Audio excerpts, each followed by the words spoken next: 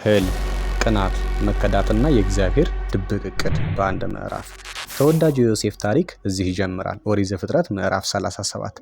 ያዕቆብ ልጁ ዮሴፍን በጣም ይወደው ነበረ። በዚህም የተነሳ በቀለማት ያሸበረቀ ልብስ ጭምር ሰጥቶታል። ወንድሞቹ እንግዲህ በዚህ ምክንያት ይጠሉትም ነበረ። በሜዳ ከብቶች ሲጠብቁ የሰሩትን ክፉ ስራቸውን ጭምር መጥቶ ለአባታቸው ይነግርባቸው ስለነበርና ዮሴፍ በጣም የዋህ ከመሆኑ የተነሳ ያየውን ህልም ጭምር በወንድሞቹ መካከል ለአባታቸው ይነግረው ስለነበረ እሱ ምንድነው የነሱ ነዶ ለሱ የእህል ነዶ ሲሰግድ፣ ፀሐይ፣ ጨረቃ 11 ከዋክብት ጭምር ለሱ ሲሰግዱ እንደነበር መጥቶ በመካከላቸው ያወራ ስለነበረ በዚህም ምክንያት ነገ ይገዛን ይሆንን ከሚለው ህልሙ የተነሳ ወንድሞቹ በጣም ይጠሉት ነበረ። እንግዲህ በዚህ ውስጥ ዮሴፍ ይህን ነገር ያደረገው በትዕቢት ነው ወይ የሚል ጥያቄ እንኳን ቢነሳ አይደለም። ዮሴፍ በጣም ከየዋህነቱና ከገርነቱ የተነሳ እንዲሁም የእግዚአብሔር ድብቅ እቅድ ይገለጽበት ስለነበር እንጂ ዮሴፍ ትዕቢተኛ ወይም ደግሞ ኩራት ይዞት እንዳልነበረ አባቶቻችን ነግረውናል። አንድ ቀን ወንድሞቹ በጎች ሊጠብቁ ወደ ሴኬም በሄዱ ጊዜ አባቱ ዮሴፍን ሄዶ ሰላም መሆናቸውን አይቶ እንዲመለስ መልእክት ላከው። ምክንያቱም የሴኬምን ወንዶች ከዚህ በፊት ገድለዋቸው ስለነበረ በዚህ ምክንያት በዙሪያ የነበሩ ሰዎች ልጆቹን እንዳያጠቁበት ሰግቶ ስለነበረ ነው።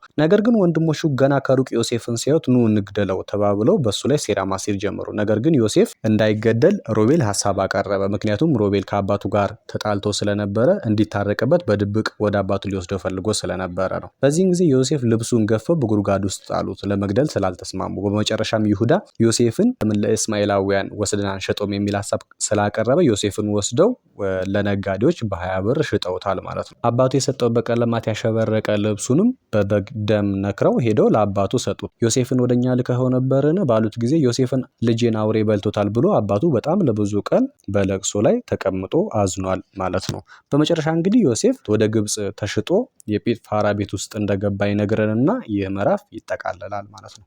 በዚህ ምዕራፍ ውስጥ እንግዲህ የዮሴፍ ህይወት የክርስቶስን ህይወት በተወሰነ መልኩ እንደሚጠቁመን እንመለከታለን። የመጀመሪያው ዮሴፍ በወንድሞቹ መጠላቱ ክርስቶስ ከአይሁድ ወገን ሆኖ በሰው ልጆች መካከል ተወልዶ እንኳን አይሁድ ምን ያክል ይጠሉትና ይቀኑበት እንደነበረ ማስታወስ እንችላለን። ሌላው ደግሞ ዮሴፍ መሸጡ ደግሞ ክርስቶስም ደግሞ በይሁዳ መሸጡ። አሁን የሚገርመው ታሪክ እዚህ ጋር መገጣጠሙ ዮሴፍ ወንድሙ ይሁዳ ነበረ እንዲሸጥ ሐሳቡን ያቀረበው፣ ክርስቶስንም ደግሞ የሸጠው ይሁዳ ነው። ይህ የስም መመሳሰል በጣም የሚገርምና የሚደንቅ ነገር ነው። ሌላው ደግሞ ዮሴፍ ሳይሞት ሞተ ብለው ልብሱን ብቻ ደም ቀብተው ወስደው ለአባቱ ሰጥተው እንዲያዝን አድርገውታል። በአዲስ ኪዳንም ክርስቶስን ገርፈው ሰቅለው እንዲሁም ገድለው ቢቀብሩትም ነገር ግን ክርስቶስ በመለኮቱ ሕያው መሆኑ ኋላም ቅዱስ ጴጥሮስ መስክሮለታል። እንዲሁም ደግሞ ክርስቶስ ራሱ ከሙታን በመነሳት እንደማይሞትና ዘላለማዊ አምላክ መሆኑን መስክሯል ማለት ነው። ነገር ግን አይሁድ የመሰላቸው ክርስቶስን ገድለው የሚያስቀሩት ነበረ።